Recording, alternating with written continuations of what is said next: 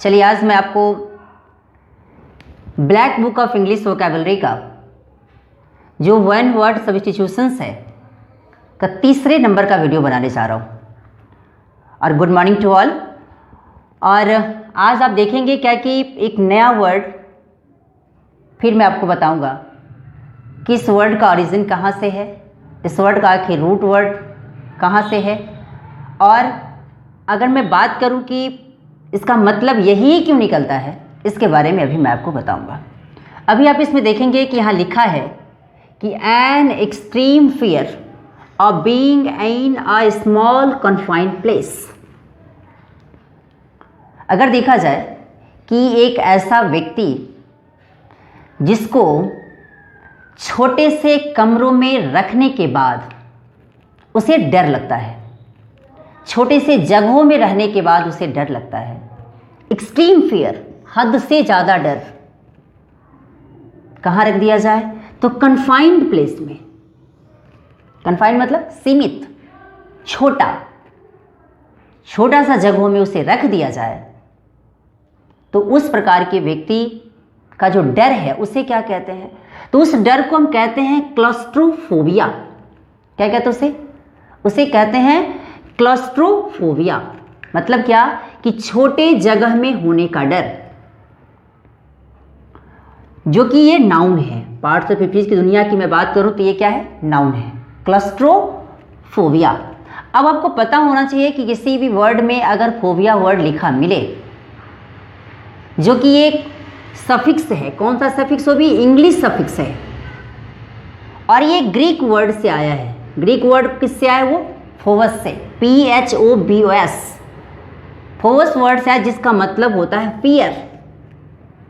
किसी भी वर्ड में अगर फोबिया जहां लगा मिले, इसका मतलब है क्या कि वो सेंस किसका मुझे दे रहा है, तो वो सेंस मुझे फियर का दे रहा है। किसका दे रहा है, फियर का। फियर मतलब क्या है कि डर। जैसे कि अभी आप यहाँ देख रहे हैं क्लस्ट्रोफोबिया। क्लस्ट्रो की जब मैं बात करूं तो ये क्लस्ट्रो जो वर्ड है वो लैटिन वर्ड क्लस्ट्रम से आया है। किससे आया है, क्लस्ट्रम, CLAUSTRUM। ये क्लस्ट्रम जिसका मतलब होता है एनक्लोज प्लेस, मतलब क्या, घिरा हुआ क्षेत्र, छोटा क्षेत्र। दूसरे की बात करूं या लॉक मतलब कि बंद। दूसरे की बात करूं कि इसी को कहता है सर्टेन प्लेस, मतलब क्या कि क्लॉस्ट्रोफोबिया में दो वर्ड, जैसे कि एक क्लॉस्ट्रो और एक फोबिया। क्लॉस्ट्रो जो वर्ड है वो लैटिन वर्ड क्लॉस्ट्रम से आया, CLAUSTRUM, जिसका मतलब होता है एनक्लोज प्लेस या फिर लॉक, या दूसरे की बात करूँ सर्टेन प्लेस।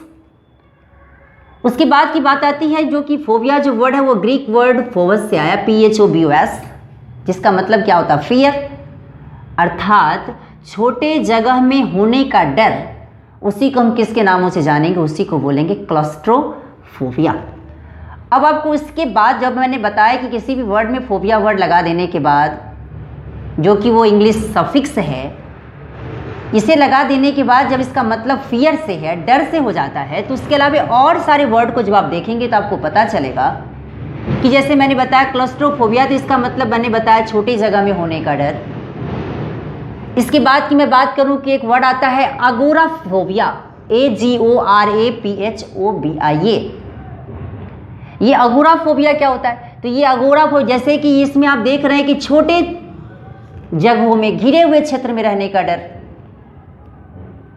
उसी प्रकार से इसमें अगोराफोबिया। ये अगोराफोबिया मतलब क्या कि जिसे बड़े जगहों में, बड़े स्थानों में होने का डर रहता है, उसी को कहते हैं क्या, अगोराफोबिया। अब ये अगोराफोबिया मतलब क्या होता है, ये अगोराफोबिया का मतलब अभी समझे ना कि बड़े जगह में होने का डर। अब ये अगोराफोबिया में भी दो पार्ट, एक है अगोरा, जो कि ये किससे आया, तो ग्रीक वर्ड से आया अगोरा, जिसका मतलब क्या होता है, ओपन स्पेस, मतलब खुला हुआ जगह। उसके बाद फोबिया जो वर्ड है ये भी ग्रीक वर्ड फोवस से आया, PHOBOS, जिसका मतलब किससे, फियर से है। अब देखते हैं ना कि ओपन मतलब खुला हुआ जगहों में रहने का जो डर होता है, उसे होने का डर होता है, उसी को कहते हैं क्या, उसी को कहते हैं अगोराफोबिया।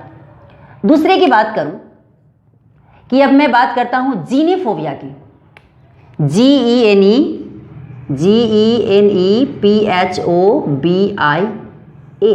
ये जीनेफोबिया समझते हैं? जीनेफोबिया का मतलब होता है सेक्स का डर। जिससे किसका डर हो? जिसे सेक्स का डर हो, उसी को हम क्या कहते हैं? उसी को कहते हैं जीनेफोबिया। उसके बाद की मैं बात करूं, जिसे पानी से डर हो, जिसे पानी का डर या पानी से वो डरता हो, उसको हम क्या कहते हैं? उसी को कहते हैं हाइड्रोफोबिया। हाइड्रो मतलब वाटर। जिसे पानी से उसको डर लगता हो, उसी को क्या कहते हैं?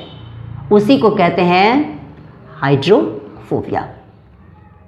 दूसरे की बात, अब आप नेक्स्ट वर्ड पे आए कि able to use the left hand and right hand equally well. एक ऐसा व्यक्ति जो दोनों हाथों से अच्छा तरीका से कोई भी काम कर सकता है, उसको हम क्या बोलेंगे?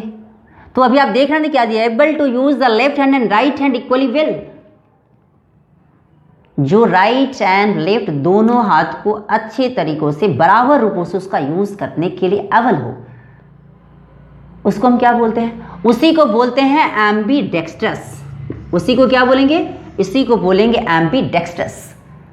जब किसी भी वर्ड में अगर एम्बी लगा मिले, एम्बी का मतलब ही होता है बोथ, जो कि अभी आप यहां देख रहे हैं, जो कि लैटिन से आया हुआ ये पार्ट, जिसको मतलब हम कहते हैं बोथ, मतलब दोनों तरफ। क्लियर? और दूसरा एक वर्ड है डेक्स्ट्रस, जो कि ये डेक्स्टर वर्ड से आया है। किससे आया है? डेक्स्टर से। डेक्स्टर मतलब क्या होता है? जो कि डेक्स्टर जो कि लैटिन वर्ड है, जिसका मतलब होता है राइट हैंड। और OUS जो देख रहा है ना, ये एडजेक्टिव सफिक्स है। जैसे डेंजरस, इंडस्ट्रियस, लेबोरियस, ठीक है ना? OUS लास्ट कर रहा है। जनरली सबके सब तो रूल इसमें नहीं पकड़ते, बट जनरली OUS जब कोई भी वर्ड अगर OUS से लास्ट करता है, तो वो किसका? तो पार्ट्स ऑफ स्पीच की दुनिया में जनरली वो एडजेक्टिव हुआ करता है। क्लियर? तो अभी आपने क्या देखा है कि एम्बीडेक्स्ट्रस की बात हो रही है। अभी एम्बीडेक्स्ट्रस मतलब क्या है? कि जो व्यक्ति दोनों हाथ का यूज इक्वली रूपों से कर सके, उसी को हम किसके नामों से जानेंगे? उसी को बोलेंगे एम्बीडेक्स्ट्रस। एम्बी मतलब बोथ। किसी भी वर्ड, जैसे एम्बीफेवियन बड़ा पढ़े होंगे मेढक के लिए, नहीं? तो दोनों जगह पे रहने के काबिल हो। पानी में भी छोड़ दिया जाए, उसे अर्थ पर भी छोड़ दिया जाए, मिट्टी पर, उसे प्लेन सरफेस में भी छोड़ दिया जाए, आसानी से वो जिंदा रह सकता है। क्लियर? दूसरे की बात करूं कि यहाँ डेक्स्ट्रस, ये डेक्स्टर वर्ड से है, जिसका मतलब हो गया राइट हैंड।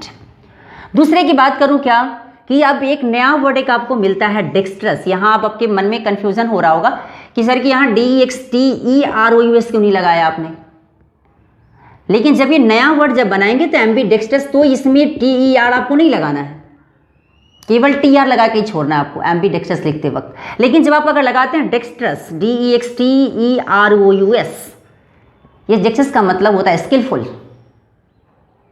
तो ये नया वर्ड है, ये वर्ड से इसको कंपैरिजन आप ना करें। क्लियर? डेक्स्ट्रस मतलब क्या होगा? स्किलफुल। अब मैं बात करता हूं कि कुछ ऐसे वर्ड हैं, अब आपके मन में कोई डाउट होता होगा, तो सर मान के चलिए कि डेक्स्टर वर्ड तो लगा दिए, जिसका मतलब राइट हैंड होता है, तो लेफ्ट हैंड के लिए आप क्या लगाएंगे? तो आपको जानना चाहिए कि ये सिनिस्टर, SINISTER, सिनिस्टर, जो कि लैटिन वर्ड है, जिसका मतलब होता है लेफ्ट हैंड। इसका मतलब किससे? लेफ्ट हैंड से। सिनिस्टर जब कभी लैटिन में जब कि लिखने की बात अगर आती है, तो इसके लिए हम सिनिस्टर वर्ड का यूज करते हैं, और सिनिस्टर वर्ड का मतलब होता है लेफ्ट हैंड। मतलब क्या?